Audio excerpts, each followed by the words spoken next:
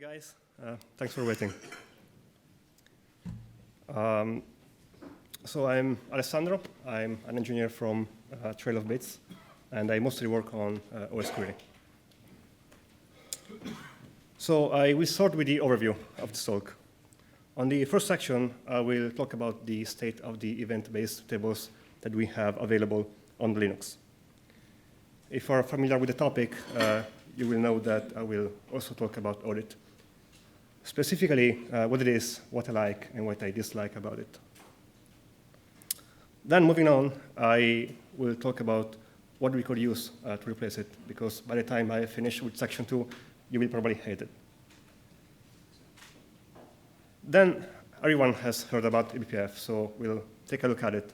And at the end of this, we will try to implement the tables, or the process events table using that.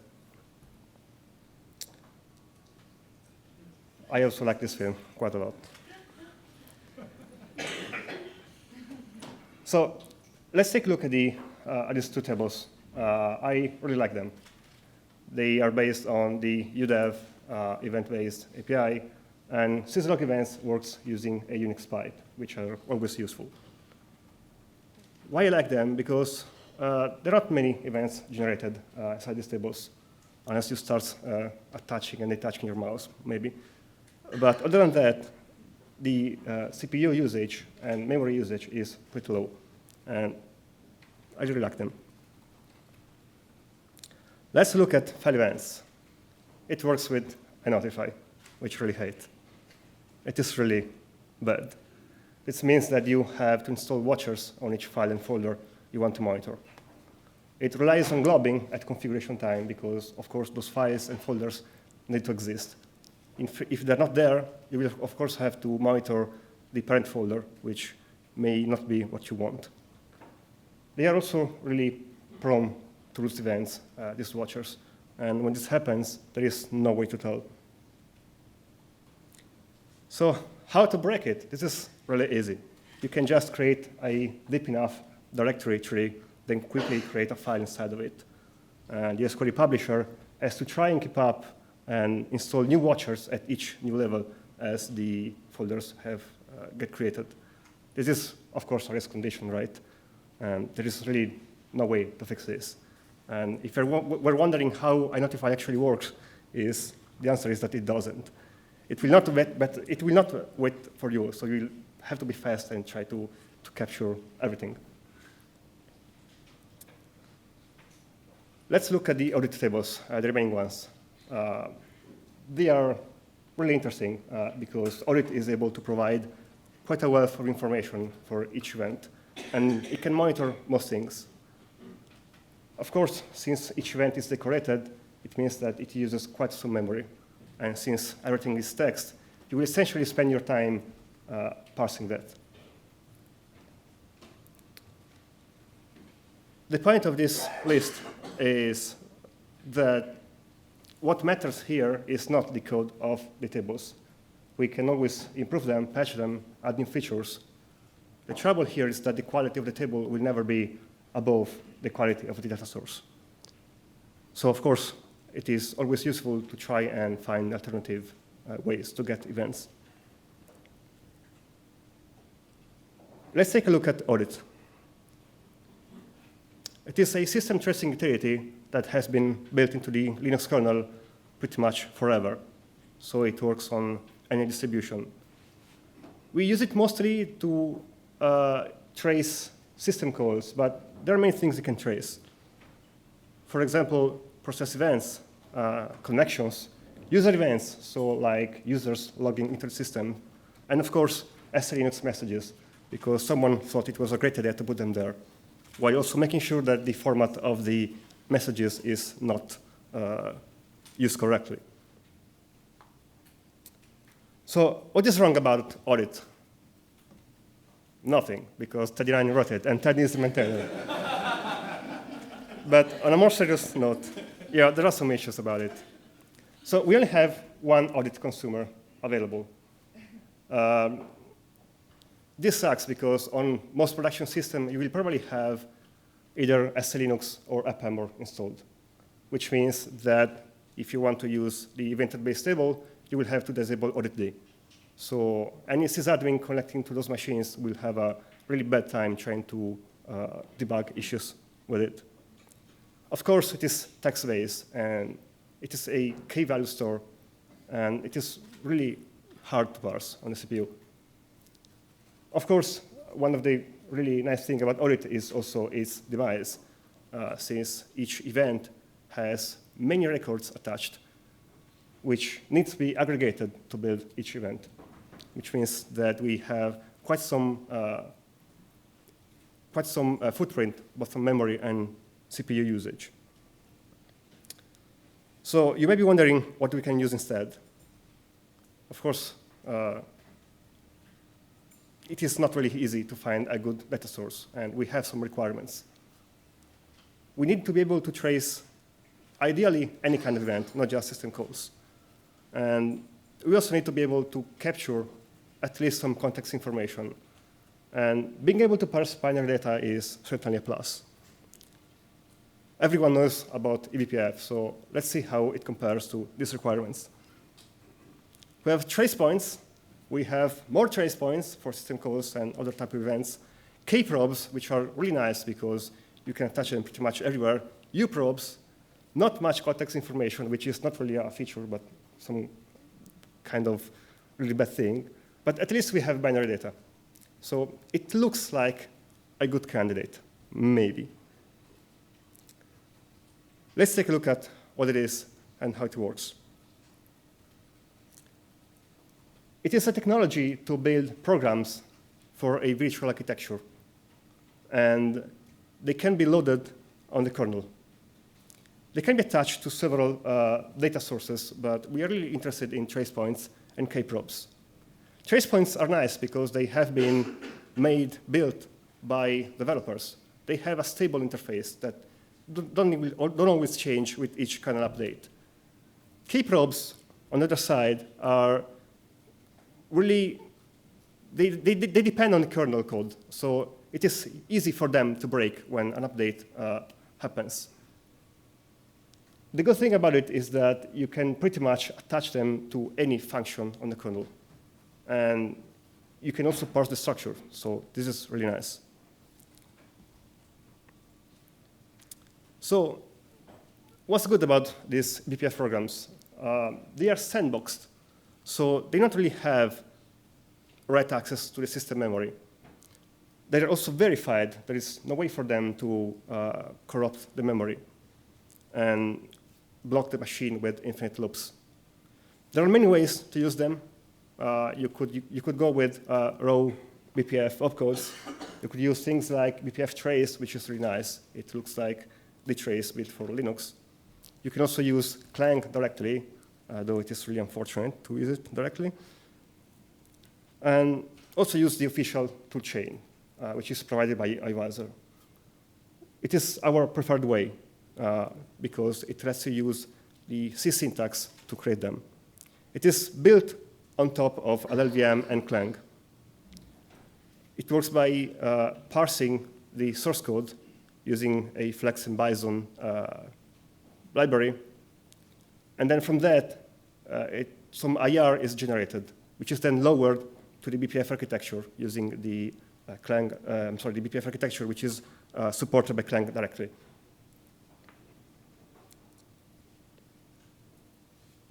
Now that we know how it works, I will show how we could implement this table using eBPF and what kind of issues we will experience in this journey.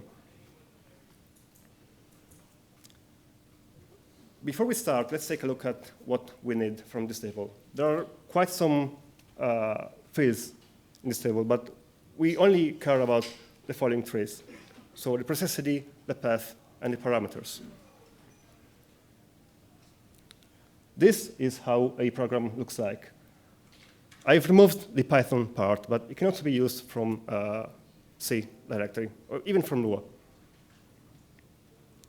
We have our event data here, which contains, for the time being, just the process ID and a file name. Notice how small the file name array is. after we have touched our probe, we get notified after an execution happens. So we just allocate our structure on the stack and then fill it with whatever we want. Once it is ready, we can then ship it to whoever is listening to the other side of the communication channel. So the first disappointment here is that the file name is really small. If you were to attempt to increase it, you would get a compilation error, and the probe would not load anymore. The trouble here is that the stack is really limited on eBPF. We only have half a kilobyte. Is there any workaround? Of course, yes.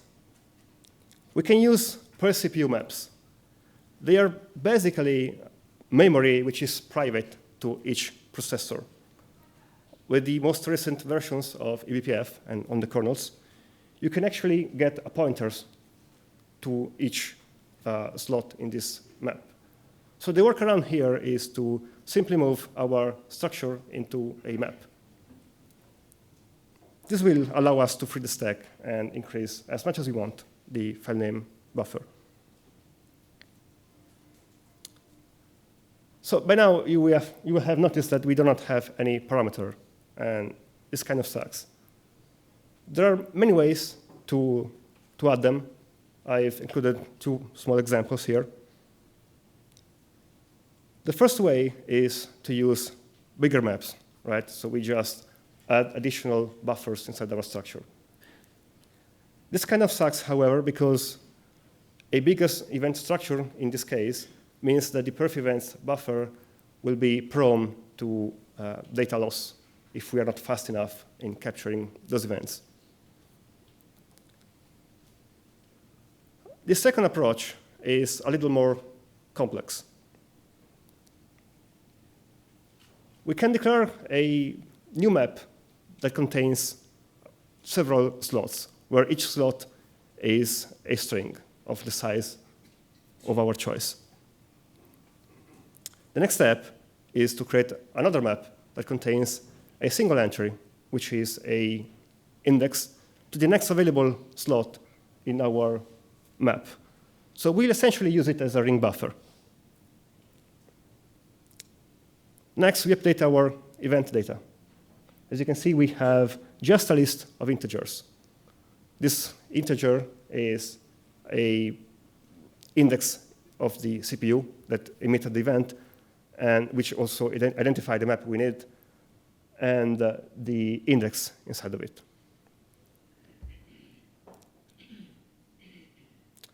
So you may be wondering, why we are still limited about the parameters we have. We also have a limit on the string size. And additionally, the speaker has forgotten to put syntax highlighting in the previous slide. Is there any workaround for this? I can redo the slides.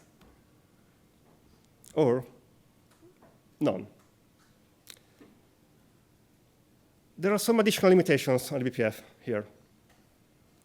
The first one is that jumps can only go forward. This means that there is absolutely no way to call a function or perform a loop, because you will essentially have to unroll each loop by copying and pasting instructions. Additionally, we only have a limit amount of instructions we can use. So even if we were to try and loop this way, we really cannot capture all the parameters.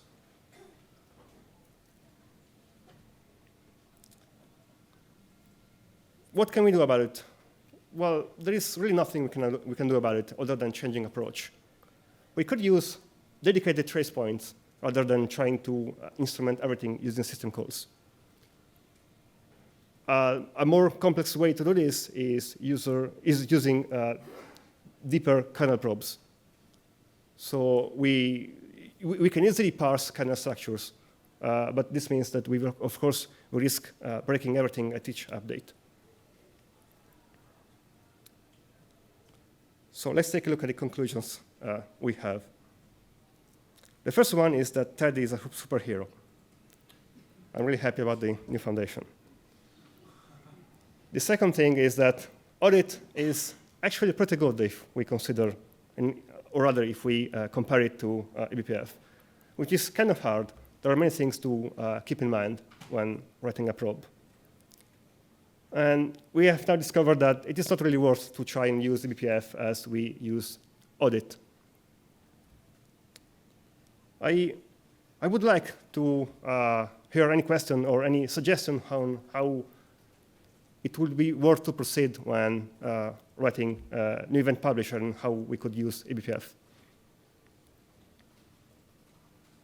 So do these tables today use Audit? Yes. Okay. And do any of them use? Not yet. The experimental branch of osquery has some updates on eBPF. There is, as far as I know, there is at least one probe that is used to trace the kill system call. So you will get notified whenever that happens.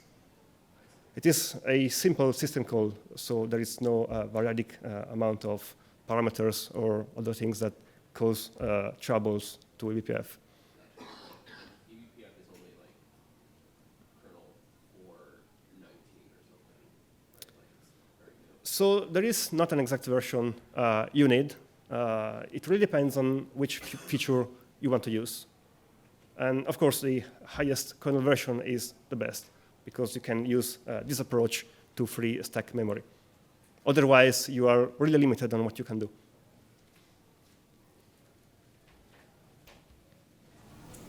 So if we were going to use trace points, is that something you'd have to upstream in the kernel? Like it would be a change to exec-v to instrument it with a trace point?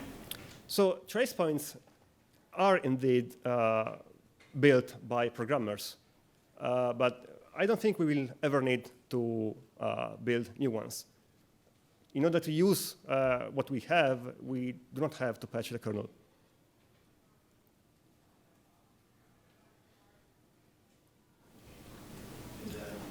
In your example, once you notify something of the hit, is retrieving that information possible then in the code that's notified? I'm sorry, I cannot hear you. Let me get closer. So if you just took the simple information about the hit that's not very active, you could push that notification somewhere and then retrieve from that hit information about the parameters it was called, rather than doing Yeah. inside the trace. I will repeat the question, so it is a comment.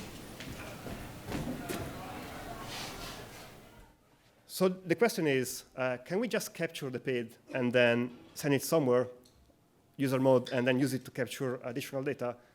The answer is yes, but I wouldn't do it, because the trouble is that whenever you attempt to use things that are not event-based with things that are event-based, you are mixing different snapshots of the system.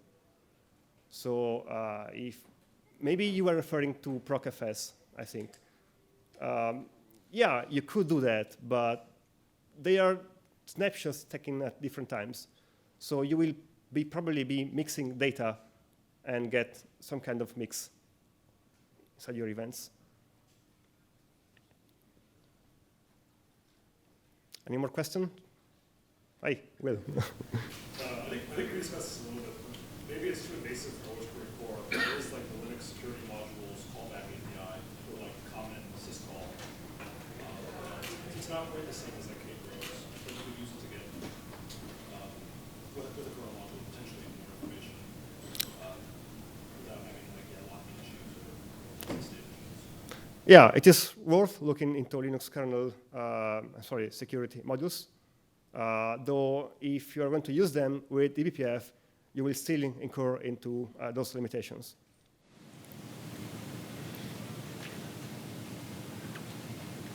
Many security companies and others using eBPF, Gtrace, and ATWH windows, which give official blessing from platform vendors to get those low-level, high-fidelity information. Never mind, it's hard. But do you think it's possible to have those platforms not based in future relying on those events? I'm not sure I got the question. Is the question if we can, I mean, there are products that can. I was talking about eBPF. There's a similar frameworks which you can create on Mac and Windows. which give us similar kind of data, can have similar kind of queries overall, and many companies use them. Oh, yeah. Not in a osquery way, but my question is, do you see is a good potential in the future to have cross-platform osquery way to rely on that? So I'm in favor of integrating external products. Of course, this should be made into an extension. And I can see extensions being used quite some more in future development. So I would like to integrate them, of course. I think it's could be done not as extension as a built-in, because vendors provide that functionality, like eBPF. That's my question. So it could be a core part of osquery, at least in future. Yeah, so there are some core guidelines when doing osquery development, when contributing. The first thing is that it shouldn't have any external dependency. So we can support anything that is already present on the system, on the kernel, but we should never try and add hard dependencies on things that you are supposed to install. So this is why you would be forced to use an extension.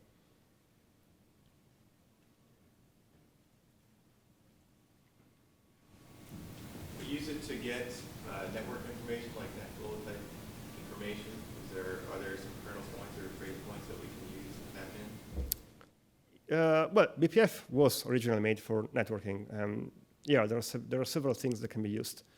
I was mostly interested in attempting to perform what Audit is doing.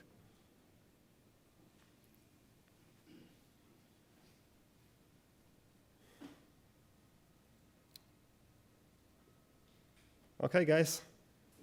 Thank you.